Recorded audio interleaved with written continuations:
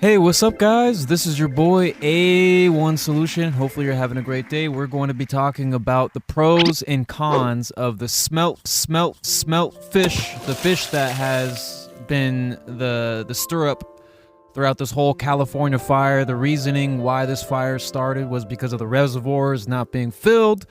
This is the main reason, and these are the fish that that we all know and love, I guess you would say, that Trump has been talking about since 2019, and in interviews, all that stuff, in tweets, all that stuff, posts, all that stuff.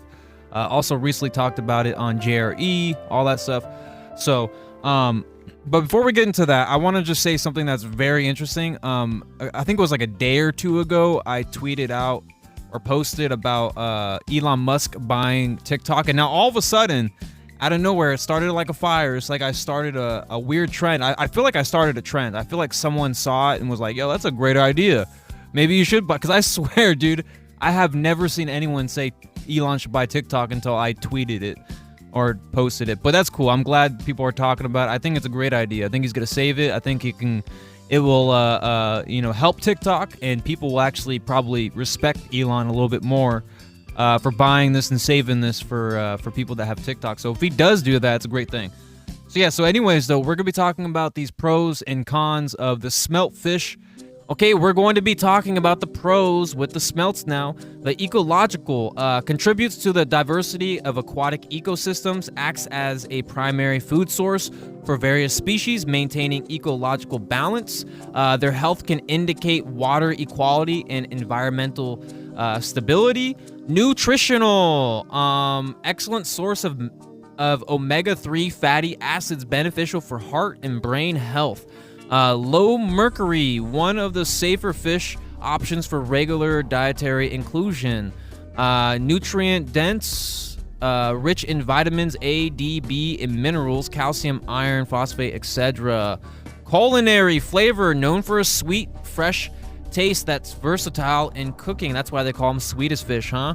That candy, it makes more sense now. Versatility can be prepared in many ways. Whole fish can be eaten, reducing waste. So I heard that these fish have bones, but they get soft or something like that. But some people don't really eat them all, because either fully, I don't know, because some people get worried about bones and all that stuff, right? But it is, yeah, whatever. I'm gonna say that, yeah. So we got the culinary dishes integral to various cuisines around the world, adding to culinary diversity. Cultural and social, community events central to festivals and communal fishing activities, fostering social bonds. Historical use, long-standing part of human diets, showcasing culinary heritage. Local economic boost, supports small fisheries, tourism, and local businesses during fishing seasons. Affordability, generally less expensive than larger fish, making seafood more accessible. Conservation, stability, often considered a sustainable seafood choice due to their abundance in fishing methods.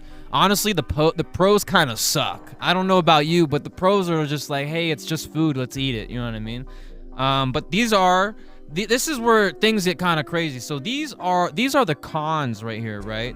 So these are the cons, the ecological cons. Declining population. Some smelt species are facing decline due to environmental changes, predation, or habitat loss. We also have endangered species. Certain smelt, like the Delta smelt, are at risk of extinction, complicating conservation efforts. The health. Containments. In polluted waters, smelt can accumulate toxins like PFAS, posing health risks. Parasites. Potential for parasites if not cooked properly. So far, I'm kind of scared. I don't know about you, but a lot of foods that they don't, there's not really that many negatives to, I don't know. I mean, there is negatives, but I mean, some of these things are kind of scary, you know what I mean? Bone issues. Although the bones soften, not everyone is comfortable eating fish whole. Seasonality, limited availability outside of spawning seasons affects culinary use. Regulatory, fishing restrictions, tight regulations can limit fishing opportunities, affecting both recreational and commercial sectors. This is the huge one. This is water management, dude. Water management. This was talked about 3 years ago. I saw a fishing video. I wanted to, message them if I can use their footage, but I was like, you know what, it's gonna take too long. But they talked about Trump a little bit. It was so funny because they talked about Trump. They were like, yeah, Trump was talking about the smelts and all that stuff. But he was kind of right. These smelt fish, we took care of, they smelt fish more than we did for the humans. You know what I mean? And it's just, I don't know, it's weird to me. It's wild to me. I'm not going to talk anymore about that, but it kind of frustrates me a little bit. So water management, protecting smelt can lead to conflicts over water resources. You know what I mean? Economic market instability, prices and availability can fluctuate with seasonal runs and regulations.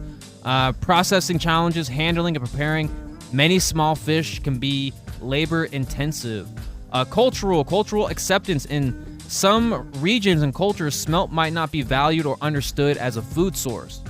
Conservation efforts, resource allocation, efforts to conserve smelt can sometimes lead to tensions over resource use, particularly water.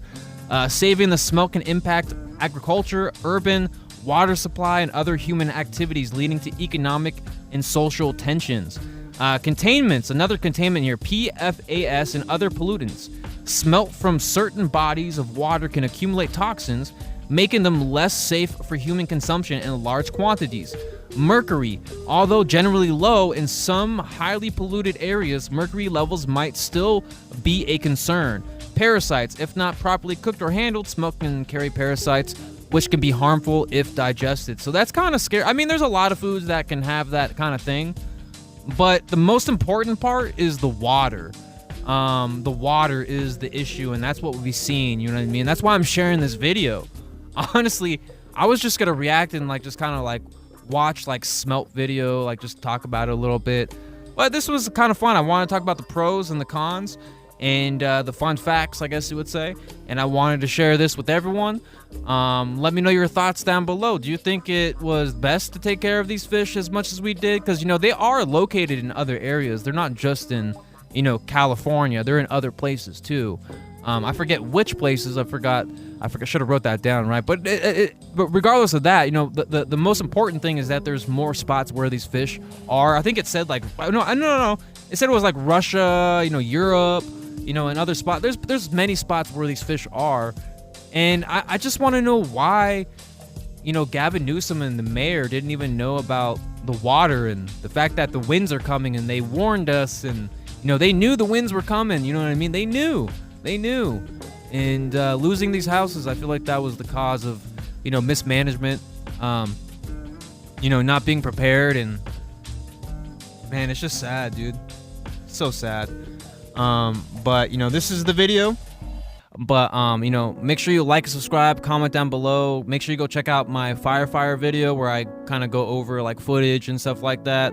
I have a Joe Rogan podcast video where I talk about guests. Have that. It's a little bit older, but go check that video out. I got a couple other I got a bunch of videos, man. I've dropped a video every day and stuff like that, talking about the Las Vegas stuff, the New Orleans. I have a New Orleans video dropping. I might drop it the day before this video or after this video. Who knows? It depends on how I feel and how I see the shift in, the life and stuff like that, how things are going. But yeah, long story short, man, it's kind of weird that, Elon Musk is gonna buy TikTok. That just blows my mind. Or not buying, but that people are talking about it because I talked about it. I'm like, imagine this. Imagine if Elon Musk bought TikTok, dude. He would save it. I don't use TikTok much, but I do have a TikTok. But if he saves it, hey, I might use it some more. Who knows? But, I haven't used it because I knew it was going, and I didn't want to, just kind of suck people into my YouTube from because of TikTok, because it's going, and I don't want to. I could use that to my advantage, but I don't know. It felt weird doing. I was just like, yeah. But if people found me from TikTok, hey, welcome on, bye, baby. But anyways, though, this is your boy A1 Solution. This is Anthony's One Solution. The A means Anthony, the 1 means one person. A1 means everyone, and the solution's all that coming together. This is called the Circle of Life. Make sure you tap that like button, subscribe, and comment down below any of your thoughts. What are your thoughts on the smelt? Do you think the way California managed everything was good or bad, or what? What are your thoughts? How do you think they should have gone down? Let me know everything that you want to say and talk about. I'm always all ears.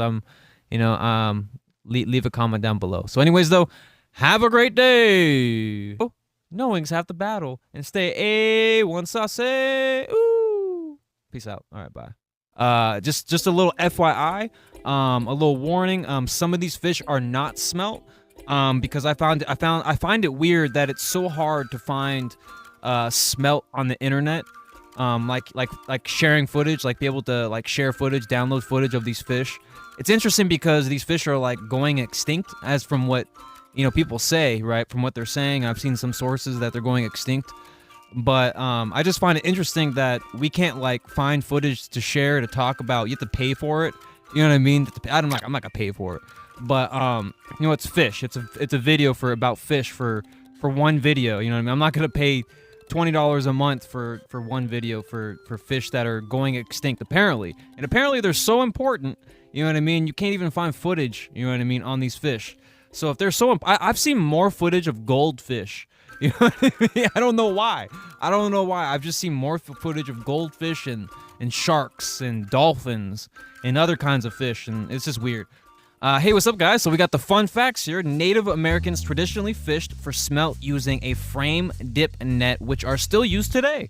Dip nets are of any size, and baited hoop nets smaller than 36 inches in diameter may be used in California. From California up to Alaska, with significant populations in Puget Sound, the Columbia River, and various streams and rivers along the coast, Great Lakes smelt have been introduced and are now widespread in all of the Great Lakes, partially noted in Lake Superior, Lake Michigan, and Lake Huron. They could be found in rivers and estuaries from Maine to New Jersey, with seasonal runs in places like the Connecticut River. Europe, Baltic Sea. The European smelt is common in the Baltic Sea and its tributaries. North Sea and surrounding rivers, including the Thames, Elbe, Rhine, Asia, Japan, Russia, Far East, Korea, and rivers in coastal areas, partially during spawning seasons. Smelt typically inhabit both freshwater and marine environments, following andromous behavior in some species, where they migrate from the sea to freshwater to spawn. They are often found in cold water environments, with spawning typically occurring in spring when water temperatures increase. So here we go. We got a couple more. We got one right here. Candlefish nickname. In the Pacific Northwest, the echelon, a type of smelt, is known as candlefish, because it's so oily that when dried, it could be lit and used as a candle. Native American tribes use them for this purpose. Number 2, spawning frenzies. Smelt are famous for their spawning runs. During these events, smelt swim upstream in massive numbers, often in such quantities that they can be scooped up in a bucketful. This makes for both an impressive natural spectacle and traditional fishing event in many places. So this is where you see like the bear like kind of waiting for the fish to come up. You know what I mean? I think this is the same fish, right? These bears go for these fish, right? So we got an edible whole. Smelt are small enough to be eaten whole, bones and all, which is one reason they're popular in many cuisines. They're often fried, grilled, or smoked and served as snacks and dishes. Number 4, diverse species. There isn't just one type of smelt. The term smelt refers to several species within the Osmeridae family. Each species has its unique habitat and behaviors, but they share general traits like slender bodies and silvery appearance. Oh, so I wonder if a lot of these videos are smelt fish, because I typed in smelt fish and it brought up all these random videos, and I don't think they're smelt, but who knows? Some are probably, I'm sure. Anadromous behavior. Many smelt species are anadromous, meaning they live most of their lives in the sea, but migrate to freshwater rivers and streams to spawn. This life cycle is similar to salmon, but on a much smaller scale. Number 6, cultural significance. Smelt have cultural importance in various regions. In Sweden, the smelt run is celebrated with festivals where people gather to catch and eat smelt. In Michigan, the smelt have been celebrated with smelt fries, where large quantity of fish are fried and shared communally. In Japan, smelt, called ayu, or sweet fish for a different species but similar in context are highly valued for their taste, often grilled with salt. Wait a second, they call them sweet fish? So is that candy they make? Is that candy they make called sweet fish? Is that smelt? Holy smokes, so I've had smelt before. I'm sure I've had smelt before in other foods, but so the candy's made out of sweetest fish, which is a smelt, which is so interesting. I didn't even think about that. Wow, until now. Bioluminescence, some smelt, like the echelon, contribute to bioluminescence in the water due to their high oil content. When disturbed, these oils can cause the water to glow at night. Also, by the way, sorry for the butchering of the names. I'm not no biologist, environmentalist, whatever, so I don't really say these words a lot, so work with me. Economic impact. Smelt fishing can have significant economic impacts in areas where they are abundant. They support local fisheries, especially during spawning seasons, and are often a part of local economies through festivals and tourism. Number 9, environmental indicators. Smelt are sensitive to environmental changes, including water quality, temperature, and pollution levels, making them useful indicators of ecosystem health. Number 10, last little fun fact here, invasive species. In some areas like Great Lakes, smelt were introduced as a forage fish, but became invasive, altering local ecosystems. This has led to complex management issues, balancing their value as food source against their environmental impact. There you go. There's some fun facts for these smelt.